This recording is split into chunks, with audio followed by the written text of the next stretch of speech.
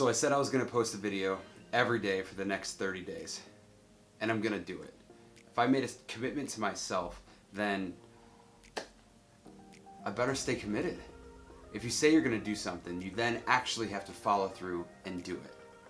So here I am, really late, after 10 o'clock, and I'm still putting this video together because I have to do it today before I go to bed. There's no really other option for me. Sure, it's late, I have a job, I have other things, but this is something I'm passionate about.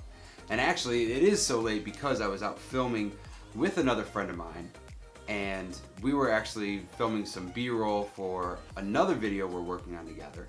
And you're gonna see a little bit of that in a second, but I really just wanted to touch base on the fact that if you wanna do something, you're gonna do it. And if you don't do it, then you actually don't want it bad enough. You're just gonna keep coming up with excuses to not do it. So you're either gonna want it bad enough to actually follow through, or you're just gonna keep making excuses and it's not gonna get done. So you might as well fill some time with doing something that you said you were gonna do for the first place and that you've been thinking about, that you want to do it. It's always sitting in the back of your mind, like this. I'm gonna get over the fact that I'm a little self-conscious about my video that I posted last night. And the focusing was off, there wasn't any B-roll, the music wasn't the greatest and whatnot, and maybe this video is gonna suck too, on the fact of not being cinematic enough. But I said I was gonna put out a video regardless. Get over this fact that I have to talk to a camera, even though now I'm actually in my house, so it's not that bad. But I said I wanted to get over it. I know I want to. Now I'm taking the necessary steps to do it. So here it goes. Enjoy this clip. I'll see you at the end. So I started evaluating what I'd been doing during all of my travels. So 8 months of travels, however many countries. And I started thinking to myself, man, I think back, well, in this country, I ended up at a school and I was playing with some kids and I did an activity with them. And I said, oh, well, in that next country, I ended up at this Earthship school and I was playing with chalk with the kids and I was having them teach me how to make their food, and I was having them show me their farming and how the school makes money. And then I thought, man, well, oh my God, in this other country, I went to their school and I did an activity with them. And then somehow I wound up in this different country where I was staying with a teacher who invited me to their school, and I just realized that somehow, some way, unplanned, I just wound up at a school. And I said, well, that's gotta mean something to me. That's gotta mean something. That I have this love for education that maybe was hampered by the system, if you will, but I needed to find a way to rejuvenate that. I came up to this conclusion that yes, I want to work in schools. I need to change my mindset about it. And I can do a better job than I have done in the past.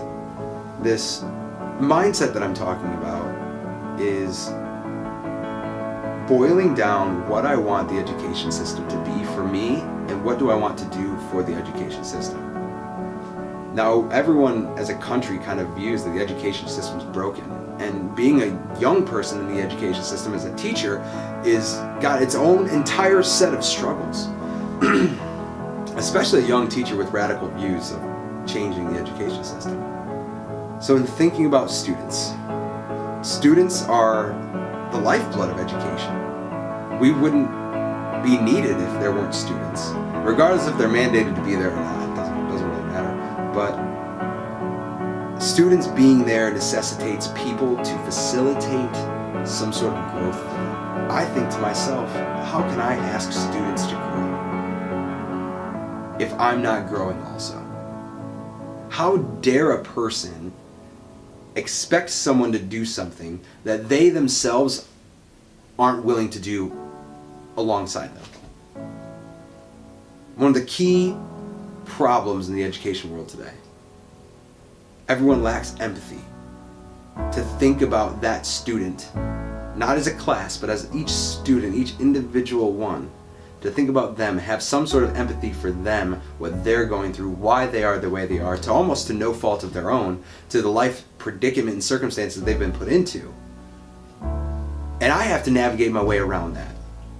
So I start thinking, what are these kids lacking? What are they missing? Why can't, not why can't, what can I do better with my job?